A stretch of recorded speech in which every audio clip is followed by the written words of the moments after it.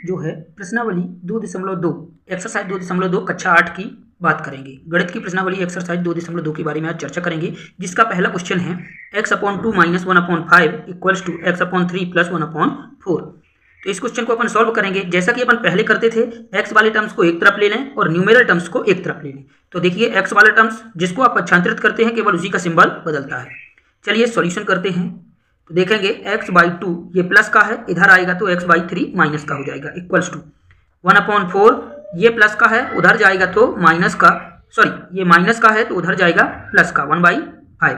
अब इनको क्या करेंगे, ये फ्रैक्शन के रूप में आ गए तो अब एलसीएम लेकर के सॉल्व करेंगे। तो 2 और 3 का एलसीएम आता है 6, ठीक है। 2 से इसमें डिवाइड करेंगे तो 2 तिया 6, तो 3 आया, जितनी बार भाग जाता है उसका ऊपर की संख्या के साथ गुणा करते हैं। तो 2 तिया 6, 3 गया तो 3x आएगा, माइनस 3 से भाग दीजिए 2 आएगा और 2x ऊपर आ जाएगा। इस तरीके से यहाँ पर भी ऐसे ही करेंगे। 5 और 4 का एलसीएम 20 आएगा, तो 4 पंचे 20, 5 बार गया तो 5 आएगा, बीच में प्लस तो प्लस 5 का भाग दीजिए 4 बार तो 4 1 कम 4।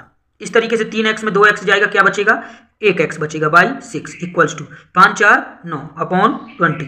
अब देख रहे हैं यहाँ पर कि 5x/6 आ गया। अब एक काम करते हैं, इसको इधर ले जाते हैं। तो देखिए आप कि x इज इक्वल्स टू 9 × 6/20, इसके बराबर आएगा 9 छक्का 54/20। इसको काटेंगे तो 2 से काटेंगे 27, 2 से काटेंगे 10, तो x इज इक्वल्स टू 27/10 और यही आपका आंसर है। तो इस तरीके से आपको हल करना है। अब आगे चलते हैं, सीरीज को आगे बढ़ाते हुए दूसरा क्वेश्चन देखते हैं एक्सरसाइज 2.2 का क्लास 8 का। तो यहाँ पर n/2 - 3n/4 + 5n/6 equals to 21। आप देख रहे हैं कि n वाले टर्म्स सभी एक ही तरफ हैं, तो क्या करेंगे 2 4 6 का एलसीएम ले लेंगे।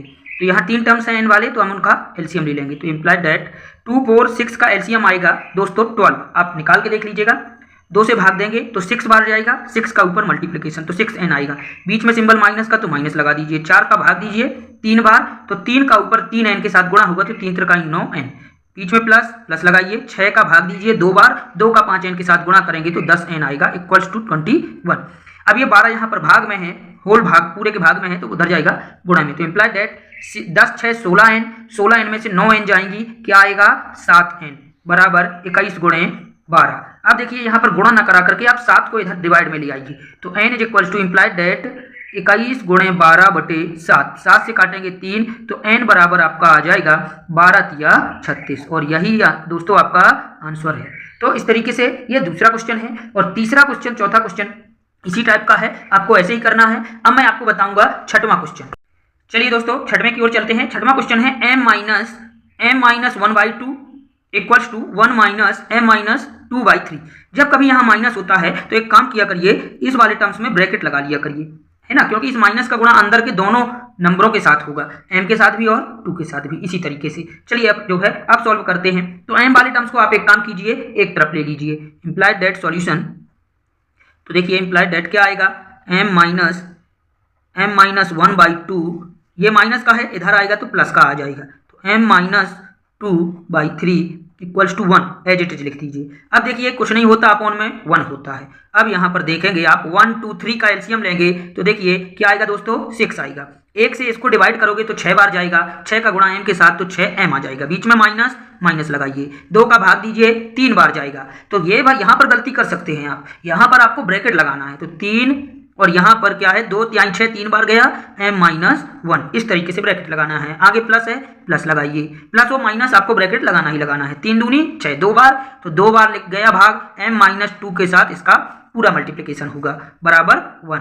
अब देखिए इसका मतलब होता है इम्प्लाइड दैट, देखिएगा अब ये 6 है, उधर जाएगा तो किस में हो जाएगा, भाग में है तो गुणा में हो जाएगा। अब यहाँ देखिए 6m - 3 का गुणा m के साथ होगा -3m आएगा, और -3 का गुणा +1 के साथ, सॉरी -1 के साथ होगा तो माइनस प्लस और 3 1 कम 3, ठीक है। इस तरीके से करना है, यहाँ गलती नहीं करनी। बीच में प्लस तो +2 का गुणा m के साथ तो +2m। अब इस 2 का गुणा -2 के साथ भी होगा तो -4 आएगा इक्वल्स टू 6 1 कम 6। यहाँ पर 6m में 3m जाएगा तो 3m बचेगा और 2 5m तो 5m आ जाएगा। 3 4 माइनस का 1 आएगा तो -1 बराबर 6।